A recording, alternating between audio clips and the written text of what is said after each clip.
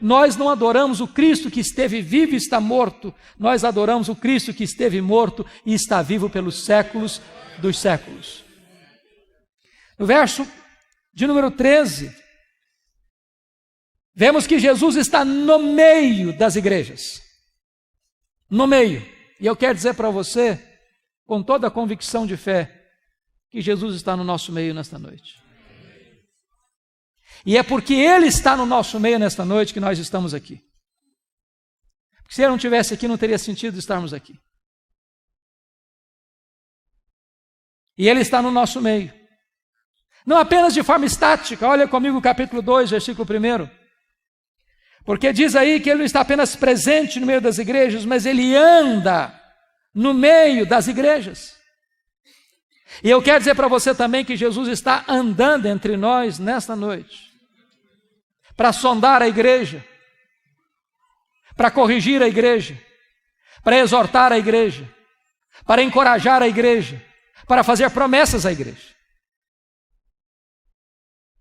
E é um estribilho que se repete em todas as cartas, em todas elas, sem exceção. O estribilho é este: eu conheço, eu conheço, eu conheço, eu conheço, eu conheço, eu conheço, eu conheço. Para 5 dessas igrejas, Jesus foi usar a mesma expressão. Para a igreja de Éfeso, Tiatira, Sardes, Filadélfia e Laodiceia, diz assim: eu conheço as tuas obras. Aquilo que seu pai não sabe, eu sei. Aquilo que a sua mãe não sabe, eu sei. Aquilo que seu marido não sabe, eu sei. Aquilo que a sua mulher não sabe, eu sei. Aquilo que o seu pastor não sabe, eu sei. Ninguém pode esconder nada daquele cujos olhos são como chama de fogo. Ele conhece a nossa vida.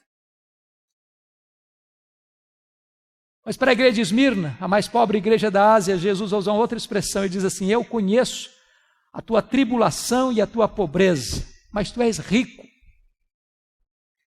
Me conforta isso, porque há momentos que eu estou muito aflito, angustiado, e Jesus está me dizendo: eu conheço o que você está passando, eu conheço a sua dor, eu conheço os seus dramas, eu conheço as suas lágrimas, eu sei aquelas noites indormidas, aquelas madrugadas insones, aquelas horas de pavor e horror da sua alma. Eu sei o que você está passando, a sua dor está presente ante mim.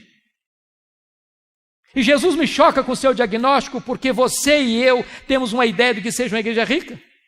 O que é uma igreja rica para nós? Uma igreja que tem muitos membros? É uma igreja que tem um templo suntuoso? É uma igreja que tem um orçamento robusto? É uma igreja que tem muita gente influente na sociedade? O que é uma igreja rica? Para a mais pobre igreja da Ásia, Jesus Cristo diz assim: eu conheço a tua pobreza, mas tu és rico. Pobre na terra, rico no céu. Pobre financeiramente, rico espiritualmente. Rico diante dos homens, pobre diante de Deus. Há poucos dias uma pessoa me abordou depois do culto no corredor e disse: pastor, eu não posso entender. Um culto onde a palavra foi tão forte, tão poderosa, tanto quebrantamento, quando você vai para o pátio da igreja, o papo é outro, é como é que ficou o resultado do jogo, e etc, e etc, e etc. Não tem mais nada com Deus, aquilo não mexeu com a vida, aquilo não tocou o coração, aquilo não transformou coisa nenhuma.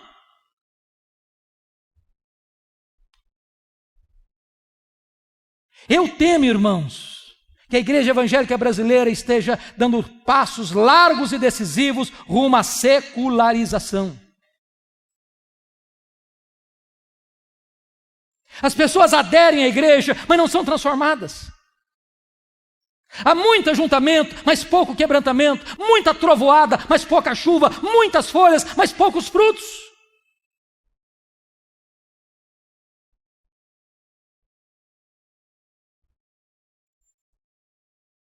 O índice de divórcio hoje dentro da igreja é quase o mesmo fora da igreja.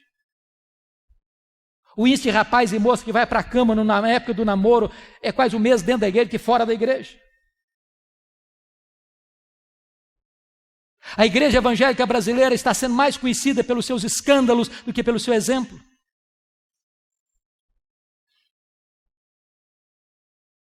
Hoje, eu conheço igrejas protestantes, históricas, reconhecidas, onde os presbíteros, os líderes, têm a confraria do charuto e do uísque. Eu conheço igreja onde a juventude sai de uma reunião de oração e vai para a balada, até de madrugada.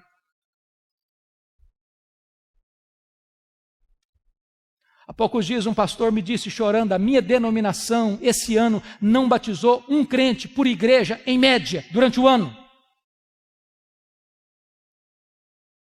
Estive pregando em São Paulo há poucos dias, e um pastor me disse que no seu presbitério, a média de pessoas recebidas naquele ano foi um membro por igreja no ano.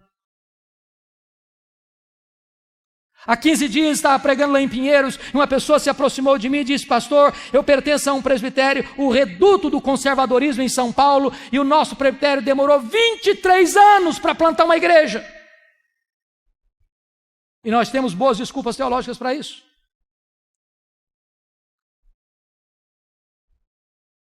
Preguei o ano passado nos Estados Unidos, e um pastor de uma igreja conservadora me disse que no final do ano ele recebeu uma carta do secretário executivo da sua denominação na área, e a pergunta que o secretário fazia aos pastores é: que tipo de charuto você quer fumar, que tipo de cerveja você quer beber na nossa festinha de confraternização dos pastores? Há 15 dias estive pregando num congresso em Nova York, e o pastor que me levava para uma Assembleia de Deus para pregar à noite me disse, pastor Hernandes, no meu bairro aqui onde está a nossa igreja, 11 templos estão sendo vendidos porque o povo já não vem mais para a igreja.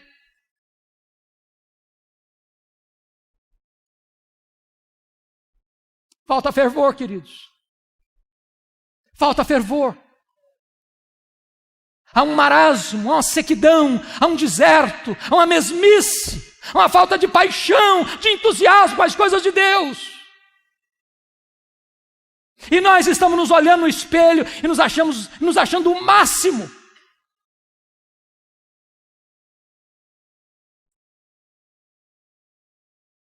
Quer ver uma coisa que me entristece hoje profundamente, me envergonha até como pastor?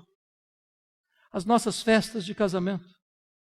Eu não sei como é que está acontecendo na sua região não, mas na minha região, pelo Brasil afora eu ando, eu escuto os pastores aflitos com isso. Você faz um culto na igreja, é uma bênção, uma mensagem maravilhosa, uma música maravilhosa, você sai do culto, você sai do templo, vai para um cerimonial, lá o pau quebra, o pau quebra. A música que rola lá não tem nada a ver com Deus mais. Bebida alcoólica, você serve todas. As luzes se acendem e viram uma boate moderna, e o povo de Deus cai na pista de dança e volta para casa bêbado, com as pernas bambas. Olha para o retrovisor e veja as igrejas que entraram por esse caminho, onde foram parar. Ou a igreja tem a coragem de botar o pé no freio, ou nós entraremos num processo de secularização irremediável. Jesus está no meio da sua igreja. Ele tem o diagnóstico na sua mão. Eu conheço as tuas obras.